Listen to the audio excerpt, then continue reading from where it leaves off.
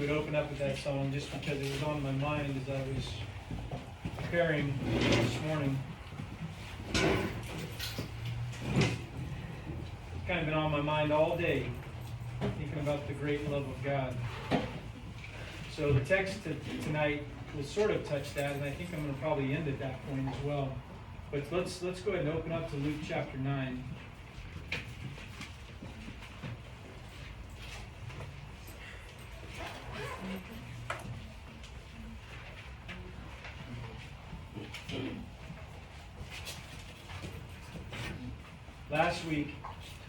Last week we had the privilege of hearing Randy teach, which was great.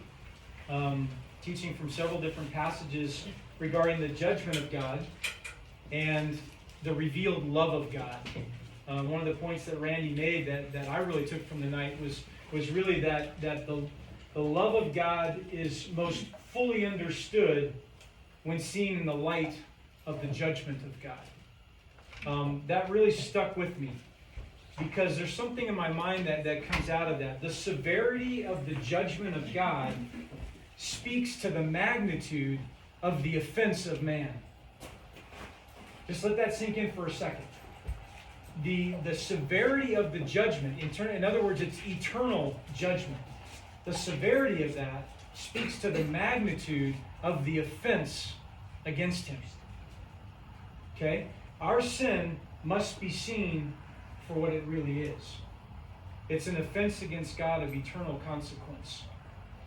Either we must bear the eternal judgment of God personally, or God must pour out the eternal judgment we deserve upon a being that is able to bear an eternal amount of judgment.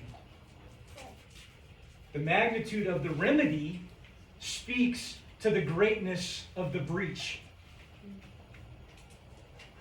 The magnitude of the remedy to save us speaks to the greatness of the breach that we have with God. The remedy of Christ coming to earth to take on the form of man is incomprehensible in its magnitude. No matter how long we spend, we will not be able to comprehend the full magnitude of that distance of what Christ gave up. Christ, the eternal Son of God, willingly laid aside his glory, humbled himself by becoming a man, lived a perfect life of obedience to God's law as a man, was crucified on the cross as the sacrificial Lamb of God, and he was blameless and he was spotless. On that cross, he bore in his own body the eternal wrath of God against the sins of all who would ever believe. He drank the cup of God's wrath to the last drop, and only when it was finished did he give up his life. Not a moment before. He hung on that cross till he had borne all of the wrath of God. He was buried in the tomb. He was raised from the dead 3 days later, giving testimony to God's acceptance of his sacrifice. He ascended into heaven, where he intercedes as our high priest, and he is coming again. And he's coming soon to establish his eternal kingdom. This is what the scriptures teach. This is what this teaches that we read week in and week out. And a lifetime of meditating on this incredible redemption according to the love of God that we just sang will barely scratch the surface of the greatness of the love of God.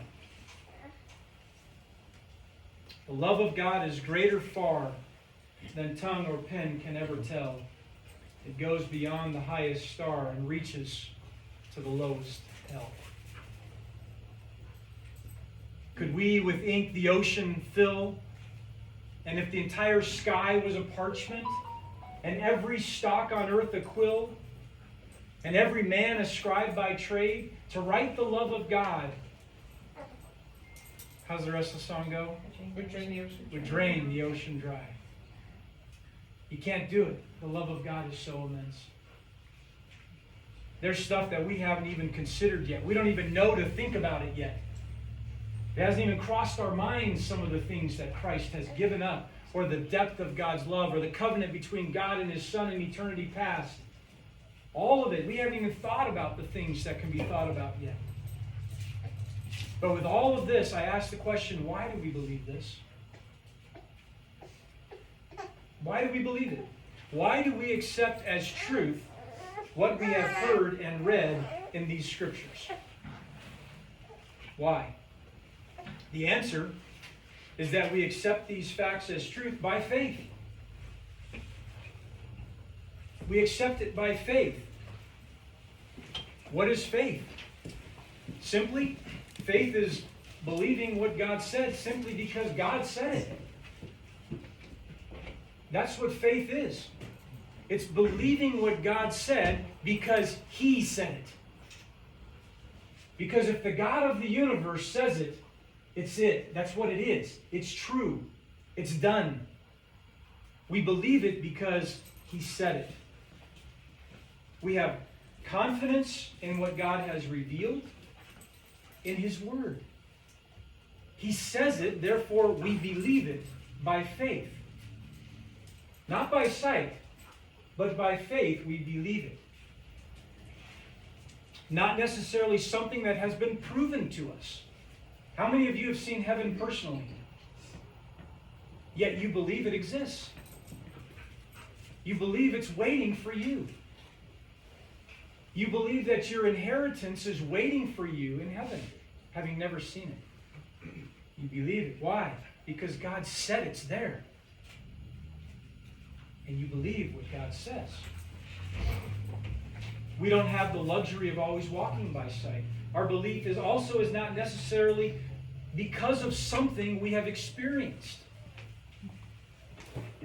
Faith is not necessarily experiential.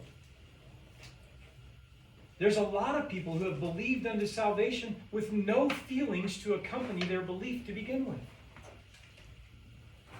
It's not a feelings-based thing. What is our faith? Our faith is believing what God has said because God has said it.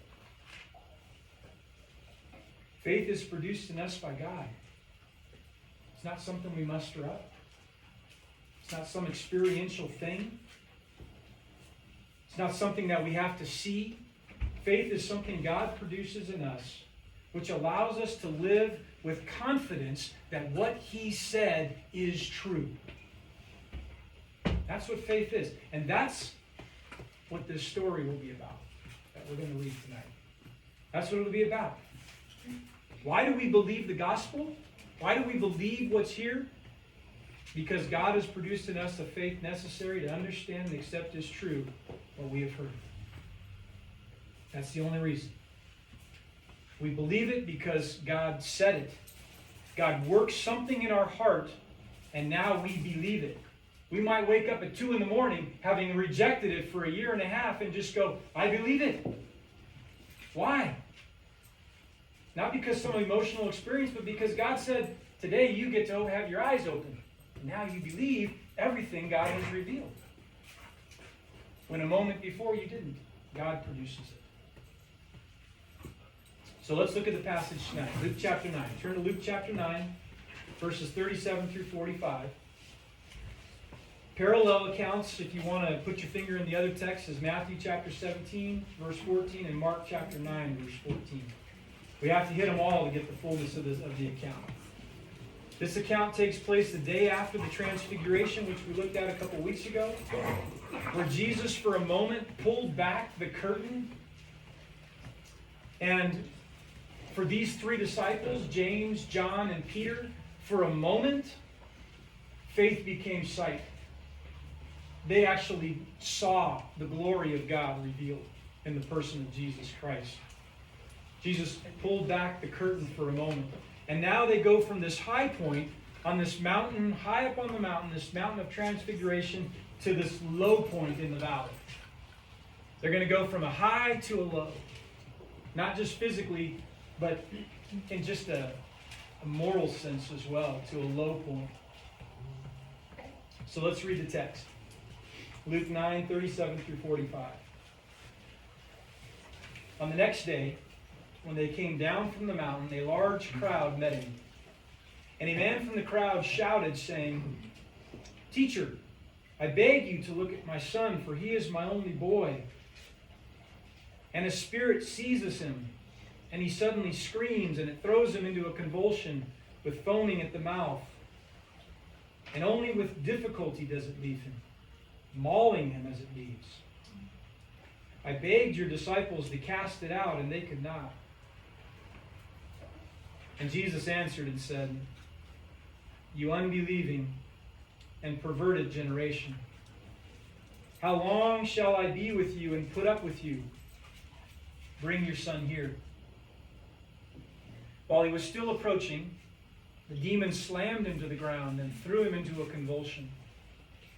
But Jesus rebuked the unclean spirit and healed the boy and gave him back to his father. And they were all amazed at the greatness of God.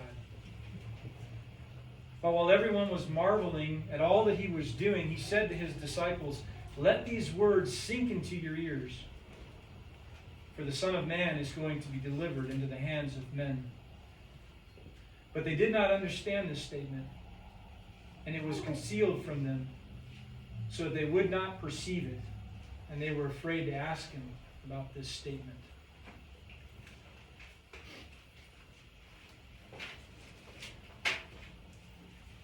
All right, let's go back to verse 37. So it's the next day. They came down from the mountain. Something that jumps out at me right away. It says, On the next day when they came down from the mountain, a large crowd met him. That interests me immediately. All four of them come down the mountain. They're all coming down, and it says a large crowd met him. Who's him? Jesus. He's always the focus. It doesn't matter how many disciples are walking around with him, Jesus is the focus. Who are they waiting for? Are they waiting for the other three? Are they wondering where Peter, James, and John are? No, they could care less about Peter, James, and John. What they want to know is, where's Jesus? He's always the focus. He's always the center. So the four came down, and the crowd saw Jesus. They saw him. He's always the focus. Mark chapter 9, verse 15 says, Immediately when the entire crowd saw him, they were amazed, and they began running to greet him. They began running to greet him. Mark 9:14 says, When they came back and they saw their disciples, they saw a large crowd around them. This big crowd surrounding the other 9 disciples. And possibly some of the others that followed Jesus. Presumably, they're there as well. But certainly these 9 are there, and they're surrounded by this crowd. And some of the scribes are there also, arguing with the disciples. Okay, so here's the scene. So we have the setting, and the scene is Jesus and the 3 disciples, James, John, and Peter, are coming down the mountain. And as they're coming down, they see this giant crowd surrounding the other disciples. And they're arguing with them. The scribes are there arguing with the disciples. And the moment that this crowd sees Jesus, the entire crowd turns and runs to greet him. Runs to meet him. They just abandon the other 9. Who are they? You know, they were only good till Jesus gets here. But now Jesus is here. They're gone. They leave those. That's the setting. Okay? So verse 38 and 39. And a man from the crowd shouted, saying, Teacher, I beg you to look at my son, for he is my only boy. And a spirit seizes him, and he suddenly screams, and it throws him into a convulsion with foaming at the mouth. And only with difficulty does it leave him, mauling him as it leaves. Matthew adds that when this crowd comes running up to Jesus, that this man falls on his knees before him.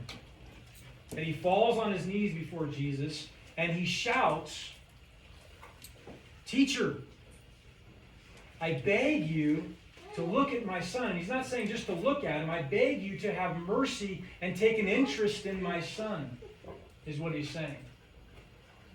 Why is he shouting? It's a big old crowd.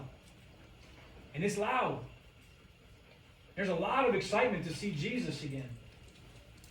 And this man comes running up in the midst of it, falls on his knees before Jesus, and begins shouting out to Jesus for mercy. He's desperate. This scene is it's kind of common with Jesus. A giant crowd and a desperate person in that crowd who's more desperate than the others just kind of fights their way to the front and gets Jesus' attention, and they have it. Why is this man so desperate? What's making him so desperate? His son is eager for this. His son. His only son. His only son. Luke's the only one who says the only son. Matthew and Mark don't bring that out. Luke brings that out. This is his only son. Maybe it's his only child. For sure it's his only son. Why is he so desperate? He's so desperate because of his son. Mark brings out that this boy has been afflicted since childhood. So whatever is going on here with this demon has been going on since childhood. Well, imagine some time has passed since this time, so maybe this is a 12, 13, 14-year-old boy. Just like our boys in there running around, same age. Maybe he's been afflicted since he was 6 or 7 years old. When you find out what's happening to this boy, it's heartbreaking. But he's not just desperate for the boy. He's desperate personally. Mark points out that the man says to Jesus, "If you can do anything, take pity on us and help us." Who's the us? The whole family, right? He and his wife. Can you imagine having a child? When we start to read this and start to get into what's going on with this child, it is unbelievable what this demon is doing to this boy. And these parents are living with that. It says that he suddenly screams. It throws him into a convulsion with foaming at the mouth, and it mauls him when it leaves him. And that's not all. It says in the other accounts that this demon, it says in Mark, slams him to the ground. It's not like he just falls, it slams him into the ground. And it happens often. The demon throws him into terrible convulsions and seizures. He foams at the mouth. Mark says he grinds his teeth. Matthew says that the demon often throws the boy into the fire or throws him into water. And Mark says to destroy him. Trying to destroy this child. Mark points out that the demon makes the child both deaf and mute. So he can't hear, he can't speak. He gets thrown to the ground, often gets thrown into the fire, gets thrown into water to try and drown him. And then it mauls him terribly as it leaves him. And this happens often. And it's been happening for years with this boy. Can you imagine being the parents of this child? Can you ever take your eyes off of him? Can you ever for a moment rest? You can't.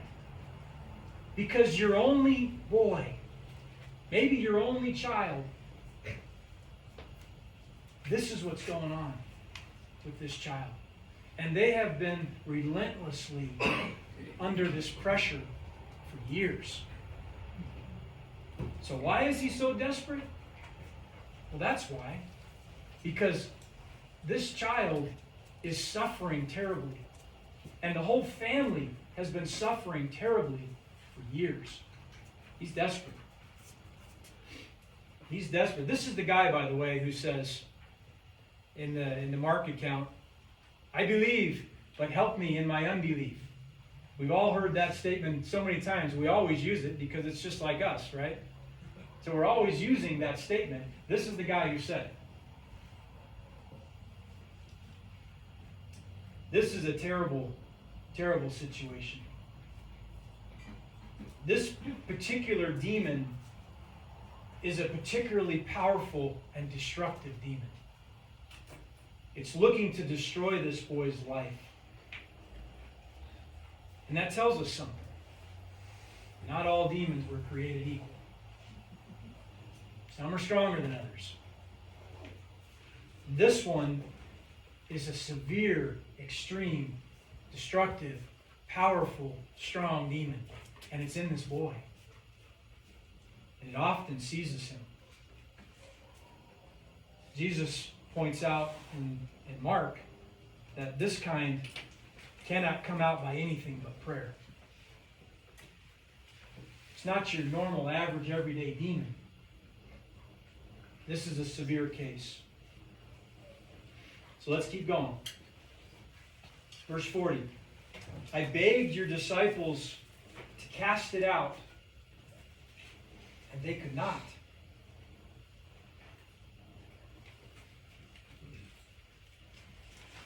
Which ones? Which disciples? Who was he begging? The other ones. The 9, right? The 9 that were still there. So, he's been begging them, and presumably all 9 have tried. All 9 of them have certainly probably tried, and my guess is they're surprised that they can't do it. Why would they be surprised they can't do it? Jesus gave them authority to do it.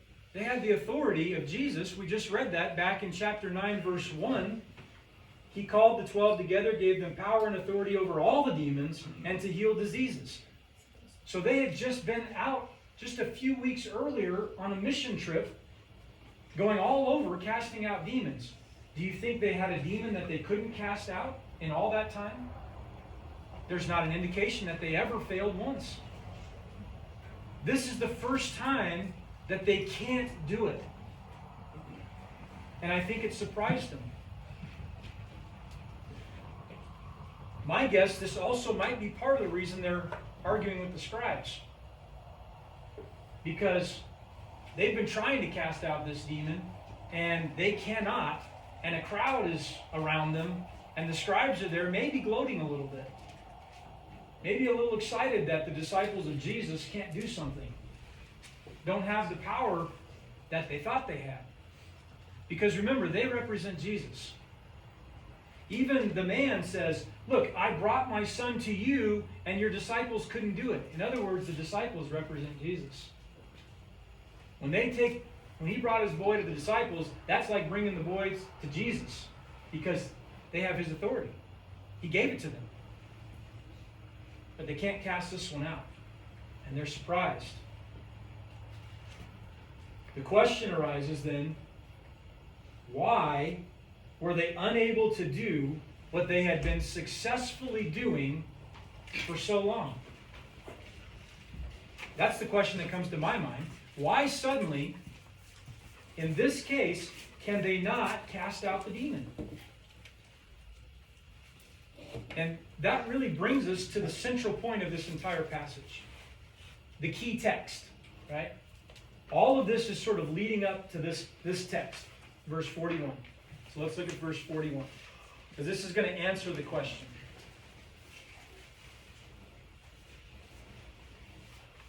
So verse 40, I begged your disciples to cast it out, and they could not. And Jesus answered and said, you unbelieving and perverted generation, how long shall I be with you and put up with you? Let's stop there. This verse, I have been going over this verse in my mind and wrestling with this statement from Jesus for a week and a half. Just this verse, it's obviously the key verse in the passage. There's no doubt this is the key verse. This is what this passage is all about. And it's bothered me all week that I can't understand it. And I've been struggling with it, going, what is going on here? Why does Jesus say this in light of this? This is one of those few times in the life of Jesus that you see him respond in frustration. He's frustrated. He responds in frustration towards the people. And his frustration is in regards to what? Lack of faith. Their lack of faith. Their lack of faith. You unbelieving generation.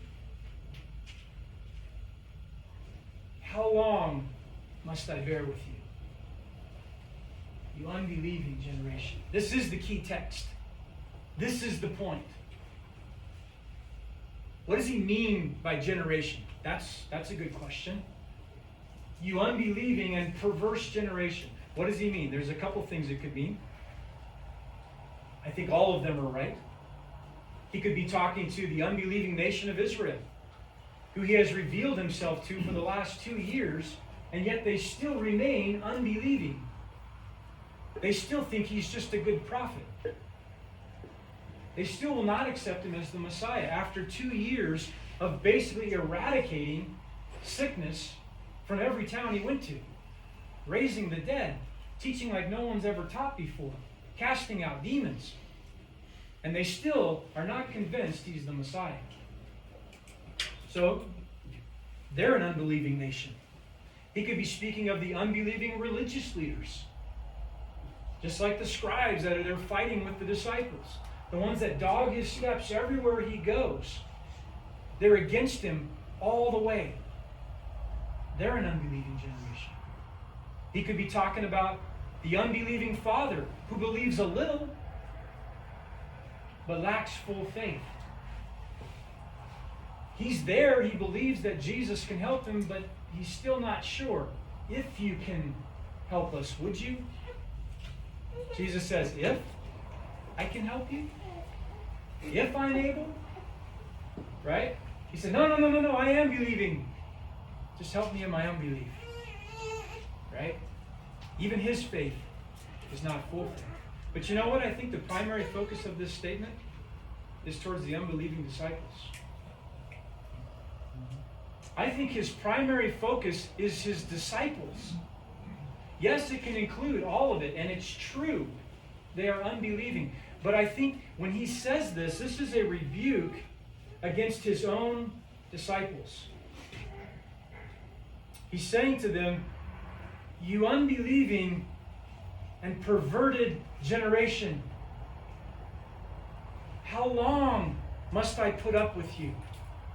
How long must I bear with you? These men have been walking with him for 2 years, and yet they still have such little faith. Such little faith. I want to flip over to Matthew chapter 17 real quick. Let's look at the account in Matthew, because I think that's what points this out the best. Matthew chapter 17, verses 19 and 20.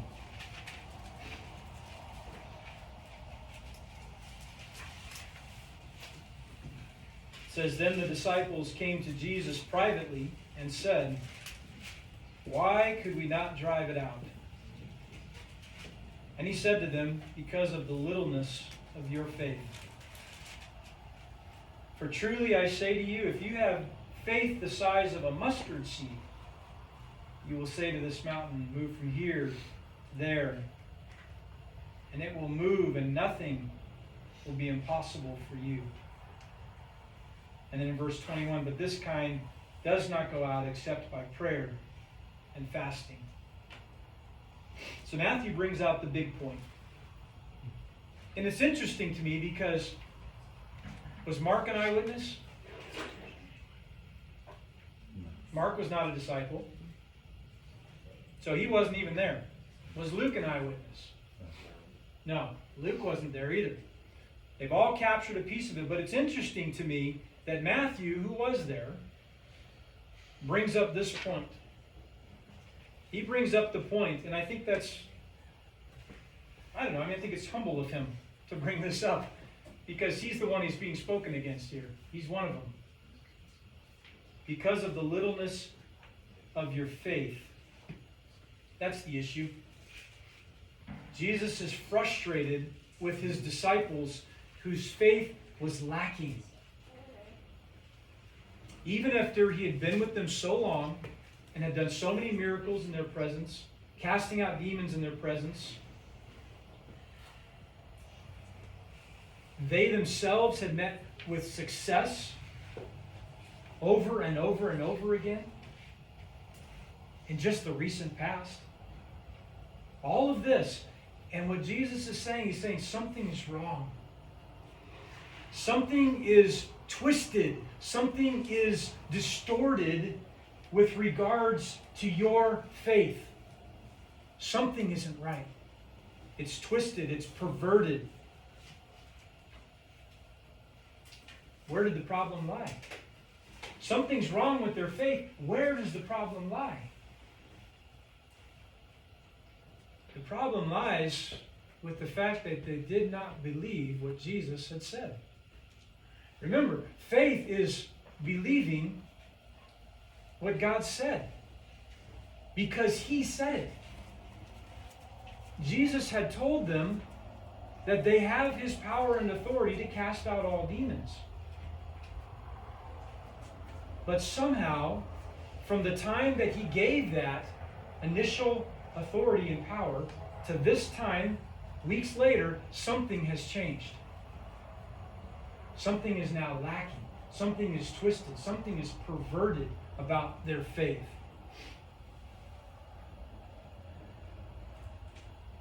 That's had me thinking all week about that. They had just come off of a very successful ministry trip. So what's wrong now? What's wrong now? I guess that's the heart of what I've been thinking about. And I'll tell you what my thoughts are. And you can tell me what you think, if it's right or wrong. I'll tell you what my thoughts are. See, I think this situation may be the first time that they have encountered a situation as extreme and severe as this one. This is the most extreme and the most severe that they've ever encountered. This demon's not like the others that they have encountered. And they didn't meet with success like they did before. In light of the lack of success, I believe they were moved to a place of unbelief and gave up and said it can't be done. We can't do it. How did they get to that point? So, here's my thoughts, because in my own mind I can see this in me. And maybe you guys can see the same in you. See, sometimes we start out in something and we're not very good at it. We've never done it before. For me, it's teaching. Years and years ago when I first started teaching, I was scared to death. Some of you who just taught recently may have the same feelings sometimes, right? You may stand up there and go, I have no idea what I'm doing, so I am praying like crazy. I am submitting this to God over and over again because I am scared to be up here.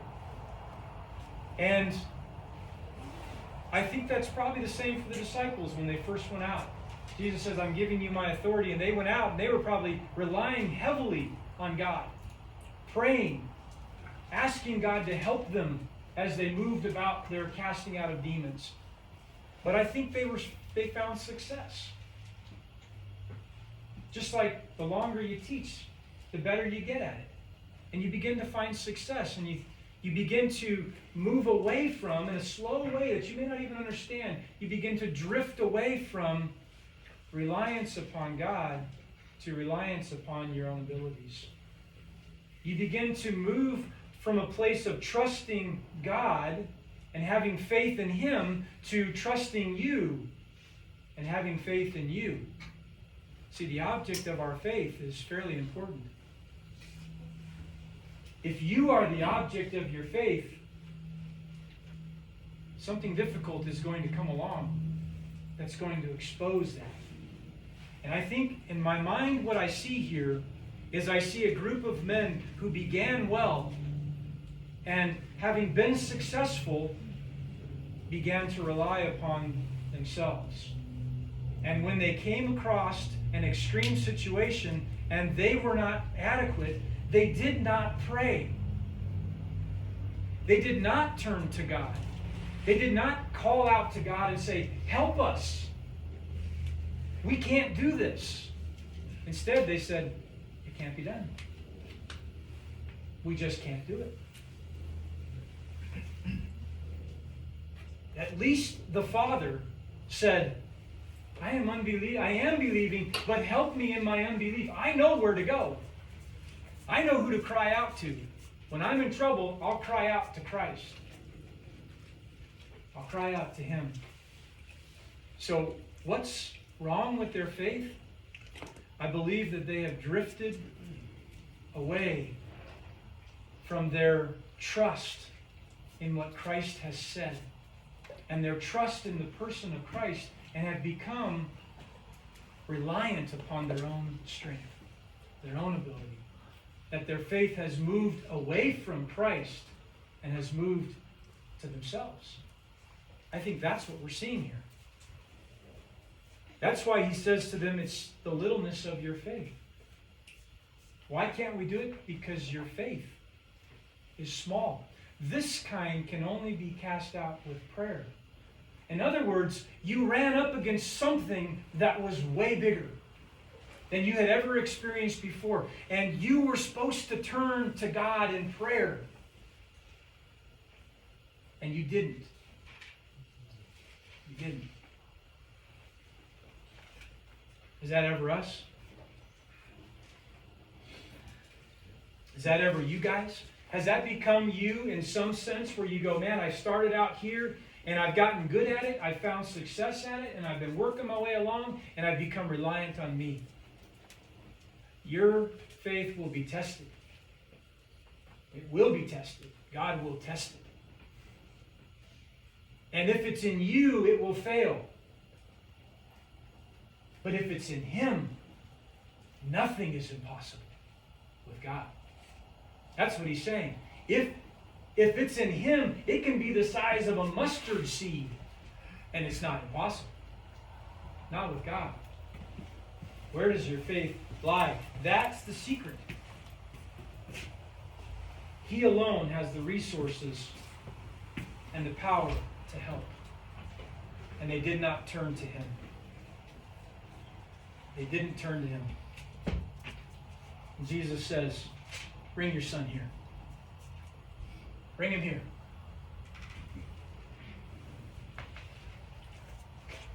Verse 42.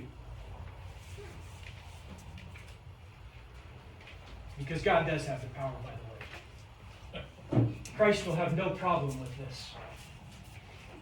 What they could not do, they could have cried out to God for, and God could have given it to them. But they didn't cry out to God because of the littleness of their faith. They did not believe. And Jesus is correcting that right here. And He's saying, bring the boy to me. I will show you that I have the power to do this. And what you could have done but didn't do, I will do. So Jesus says, bring the boy to me.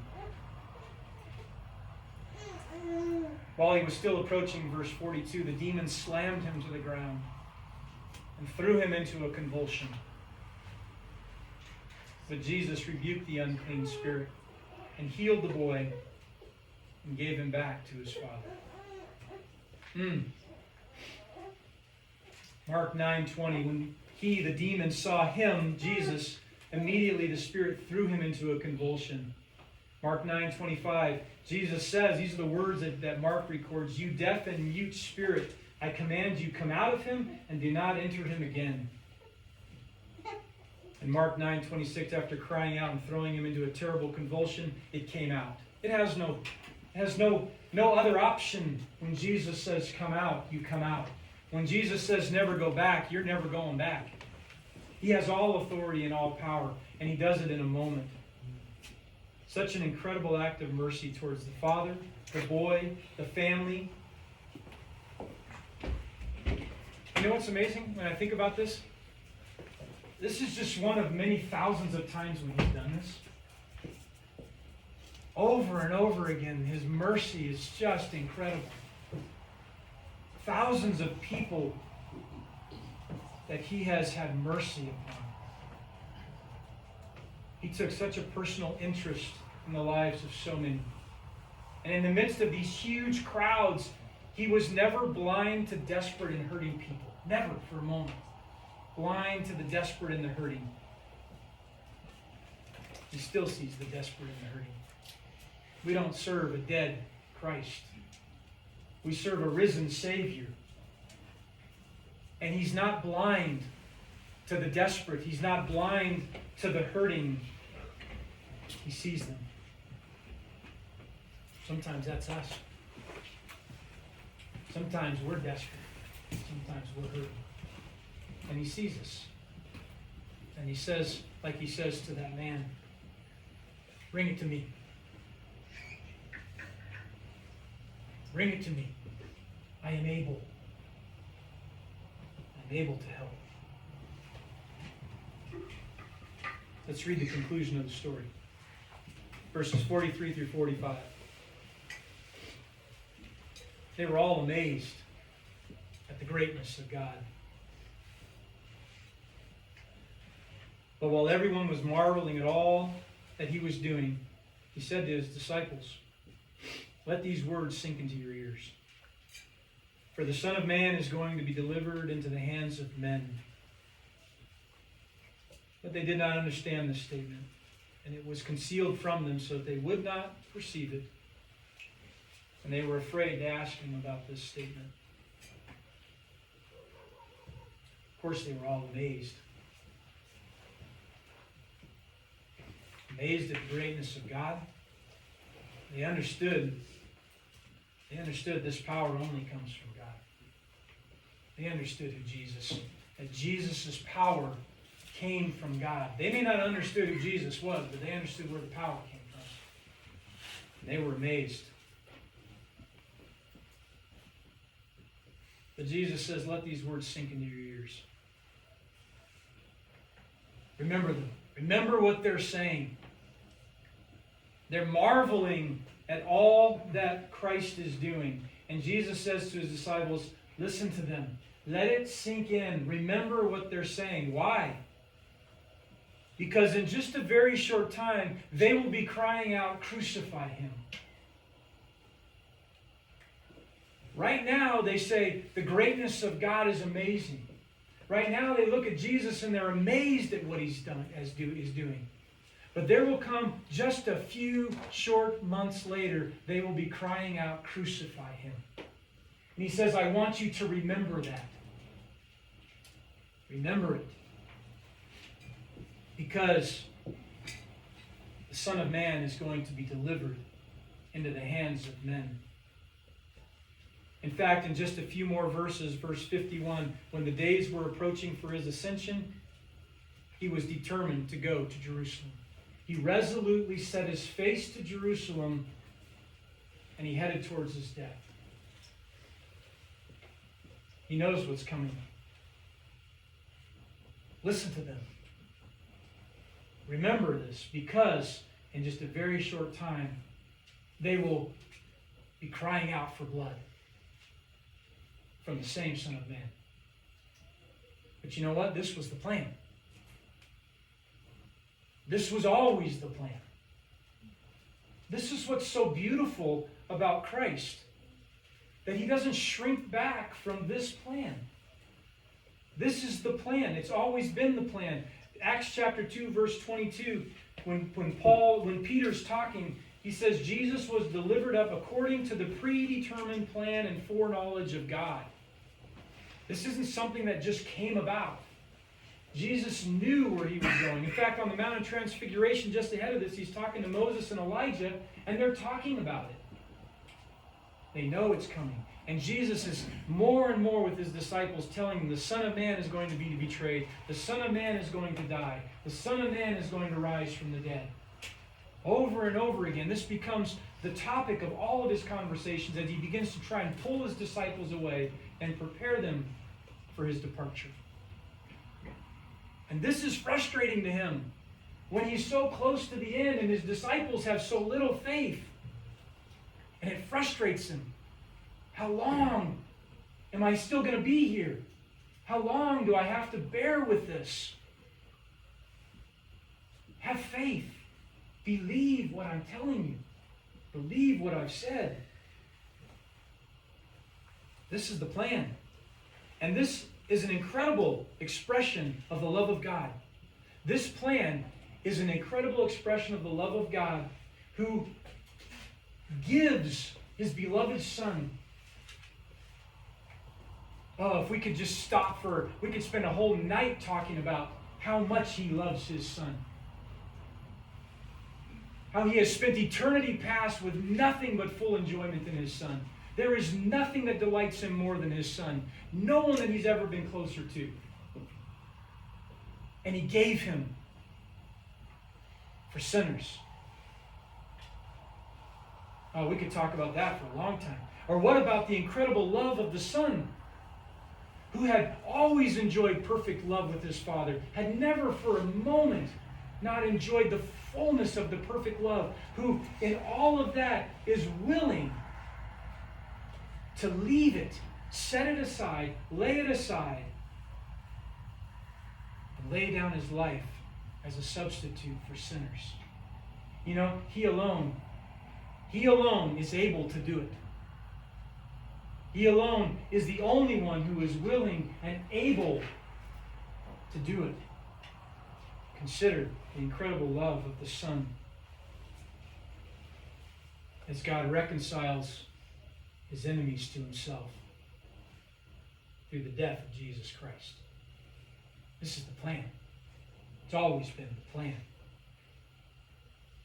The plan is for God to pour out his eternal wrath on his willing Son, so that he might show the immeasurable riches of his mercy and his grace to undeserving sinners like you and me. Oh, love of God, how rich and pure, how measureless and strong, it shall forevermore endure, the saints and angels' song. John Flavel, in The Fountain of Life, which is just an awesome, awesome book. I thank you to Katie for getting that to me a while back.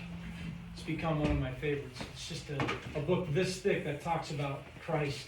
It's Christ, Christ, Christ, Christ as prophet, Christ as king, Christ in his glory before, Christ in coming, Christ in his prophetic office, his mediator office, and it goes on and on. It's this thick about the love of Christ and the fullness of Christ, and I can't get enough of the book. And it just makes me love him more. But he says a couple of things. He says the gift of Christ is the highest and fullest manifestation of the love of God to sinners ever made from eternity. That's an incredible statement. And he's right. God's gift of Christ is the highest and fullest manifestation of the love of God to sinners ever made from eternity. If the greatest love hath been manifested in giving Christ to the world, then it follows that the greatest evil and wickedness is manifested in despising, slighting, and rejecting Jesus Christ. Man, that's powerful.